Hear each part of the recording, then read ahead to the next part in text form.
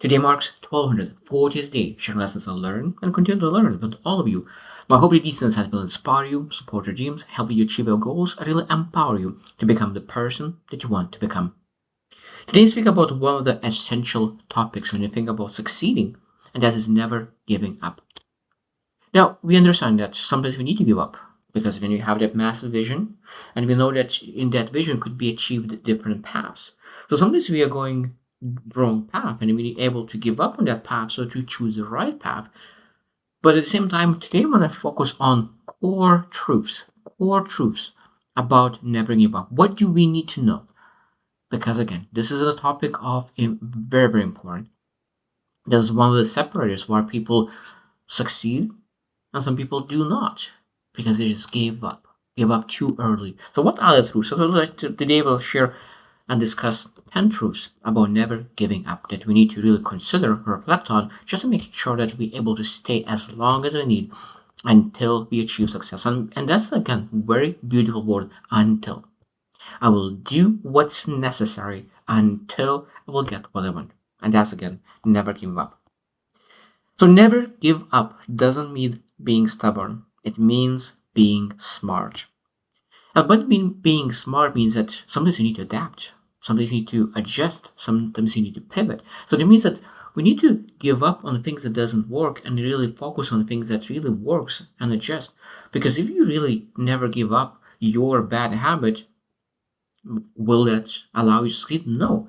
So that means that we always need to question what are the things that moving me forward? What are the things that is move the needle forward? So we never give up on those activities that moves us forward. But if you think about some activity is neutral or even putting us backwards, of course we want to give up.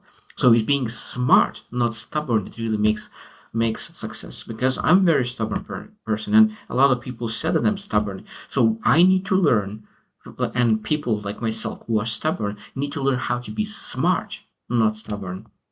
Because knowing when to pivot is the key to success. Because again, this is just analyze, pivot based on you. So you do not give up on the vision. As I said, you give up on the path, and that's all fine. Because some path could be not the best. Number two is most people give up right before the breakthrough.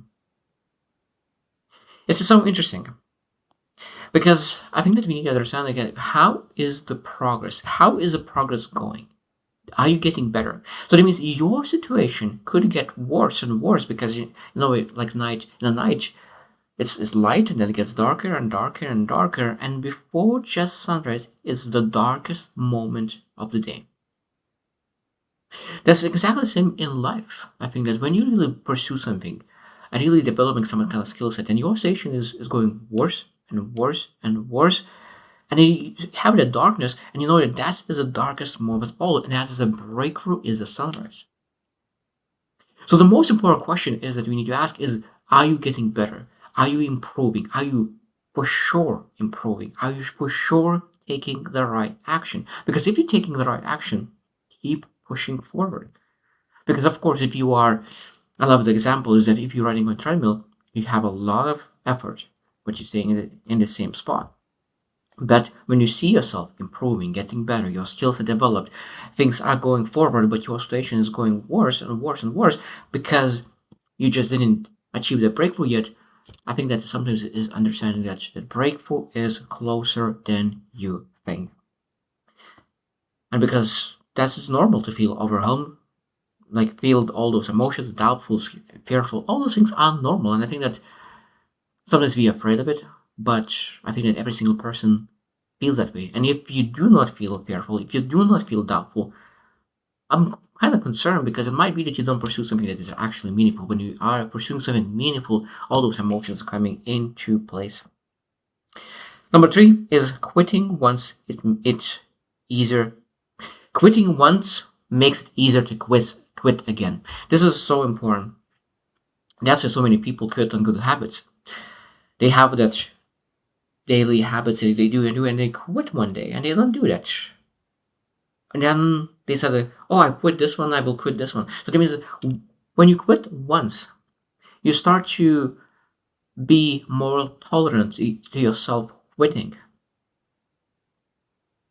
So you need to be very, very careful on saying no to a habit, to a process, to a system, because if you start quitting on one thing, because there's a saying, how you do one thing, that's how you do everything. If you start quitting on one small habit, that means you might say that on bigger habit, and then you will quit on massive habit. That means we need to be very careful quitting on things. We need to understand why we quit.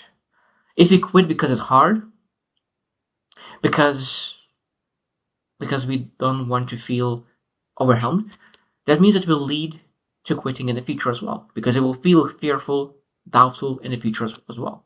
If you quit because that's a smart thing to do, that's totally fine. So that means the reason of quitting is is very important, because if you quit because it's hard, because if you fear of rejection, you fear of being embarrassed, that means that that one quitting will lead to quitting in the future. So that means it makes it easier to quit in the future as well. Oh, I already quit in the past, so why not this time? But if you actually persevere, that's exactly the same thing. If you persevere once, that will lead to persevere second time and third time and fourth time. So that means that you build momentum of persevering and you're able to build momentum of quitting.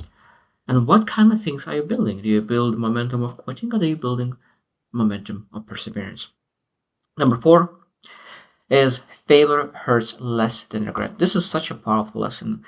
Probably one of the most important part about really failure. About failure.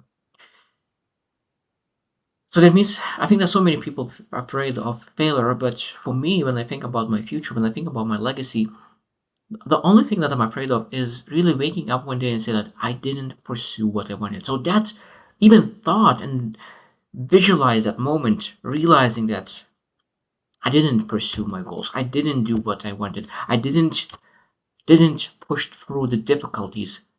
I'm afraid of that much more than really failure, embarrassment, judgment. I better will be disappointed and regretful. I have felt regret in the past and I never want to feel it again. Regret is a very painful emotion. Failure just disappears. I have made a lot of failures. A lot of failures. I know that failure sometimes hurts, it teaches you, but it disappears. And you reflect on that is, there's a lot of lessons, you get better, but you'll not get better from regret. Because regret a lot of times stays much longer than the failure. So failure hurts less than regret. So it means that you're not supposed to give up, because when you give up, that's it, when you get regret. When you don't give up, that means you failed, but you still keep moving forward, and you will never feel regret. Number five, persistence is a competitive advantage. I love that. I love that. So that means that when you think about, there's competition and contribution in life. We want to contribute, but at the same time, there's competition. So how do you compete compared to others? How do you really perform? We always compete with ourselves as well, but we always need to double check based on the reality where we are right now. So when we compete, I think that one of the best competitive advantage is persistent, being able to persevere, being able to have that mindset of I will work until, have this resilience, and really making sure that you have that mindset of never giving up. I love that saying that if we going to run on treadmill and we compete, there's only two options. I will die, or I will finish, or I will be able to finish. I will not be able to finish until you finish. So that means being able to really have such a massive conviction of yourself that you never give up. So you better die than really giving up. Number six is no one is coming to save you. Such a beautiful saying as well. A lot of times we could potentially look for friends, family members to really support us, encourage us, validate us. But the only most important validation is in the mirror. Being able to say, I can save myself. I have full control to save myself. I'm full control and responsibility to take care of myself. If other people will show up, even better. This is extra. This is bonus. But we're not supposed to expect that, because when you start to expect it and they don't show up, then we can disappoint. We can be disappointed. We are not getting ready, because if you know that no one saved you, that means that you will develop yourself even more to make sure that you're ready for everything. You become so much stronger, so much better, so much faster, so much wiser, and that of course allows you to achieve much more. And when people come in, of course, that is a bonus, as I said. Number 7, the mind will always try to trick you into quitting. The mind will always trick you. Our mind is such a weird instrument. It's a lot of times it's not built for striving. It's built for surviving. And that's why, like I said, like, oh, it's not for you. Maybe it's not good enough. Maybe you need to practice more. Maybe you need to read more. Need more information. You're not ready. There are so many thoughts in our head that really prevents us to take action, prevents us moving forward, prevents us of really staying in the game and quitting, because we start to have all those thoughts that is not serving us, not serving our vision. So I think that when we realize that every single person has those thoughts, and only the successful people choose to really not to listen to them, because I love the saying that sometimes when we go walking and moving towards a success, we need to stop listening to our thoughts and need to tell ourselves what we need to think. So, like when you have some thought, then you say that this is what I need to think. But tell yourself what you need to think, rather than listen to the thought that is actually a lot of times they can come from spiritual battles as well. I think that we need to understand that we need to be comfortable when you hear thoughts that is not nice, and being able to tell yourself different truths. Number 8, never give up doesn't mean never rest. Never give up doesn't mean never rest. I think that's a beautiful thing, because the most important key thing sometimes is rest, recharge. So that means when you think about needle moving activity, could be the rest and recharge, because that rest and recharge will make you 10 times more productive. And when you become 10 times more productive, you're able to achieve much more. So when you think about recharge, is because people work 16 hours a day, 18 hours a day, but how productive they are in the last 4 hours. Being able to sleep those 4 hours, and next day in those other 4 hours when you wake up, you're able to do like 8-hour work, because you're so focused, so engaged. Your mind is sharp. So rest and recharge is very important to really making sure that you never give up, because so many times I see people give up. The main reason that they give up is that they work so hard for a short period of time and they're not able to sustain that. So the most important question is that we're able to ask is, how long could I sustain this effort? How long? Because we need to make sure that it's sustainable. I understand sometimes it's very important. I believe that in a rocket launch, that at the beginning you put so much effort and then create sustainable effort that you can really fly. But if you keep pushing and need that effort, the fuel will finish very soon, and because of that, will quit. So that means rest is very important. Number 9, if you don't believe in yourself, no one else will. Exactly the same with a lot of things. If you don't love yourself, it's very hard for you for other people to love you. If you don't respect yourself, for other people, it's very hard to respect you. If you don't believe in yourself, it's very hard for other people to believe in you. So it means you are showing example. Now, there's a lot of nice people. There's a lot of encouragers, a lot of givers, a lot of people who are overflowing their cup. They're able to see that. They're able to encourage. They're able to give energy. They're able to believe you. But majority of people are not like this. Majority of people are with empty cups. And if you don't believe in yourself, they will not believe you either. So we need to take care of ourselves. We need to believe in ourselves. We need to fill our cups. And I truly believe that every single person is supposed to fill their cups so fully that their cups is overflowing. Because as I said, people who overflow their cup with joy, with belief, with energy, they're able to give to others. Start to believe in others. Because they know that they were able to believe in some, achieve success, and now because they know that they didn't believe at the beginning, but now they believed and they achieved. Now they believe that other people are able to do the same thing as well. Very important. The last one I want to mention is that the greatest stories come from those who didn't quit. There's no stories about quitters. There's no there's no stories about quitters. There's no status about quitters. Only for people who never give up, who pushed through, who stayed in adversity for a long, long time, and they came out of adversity for years, for 10, 20, 30 years in adversity, and they came out being joyful, being grateful.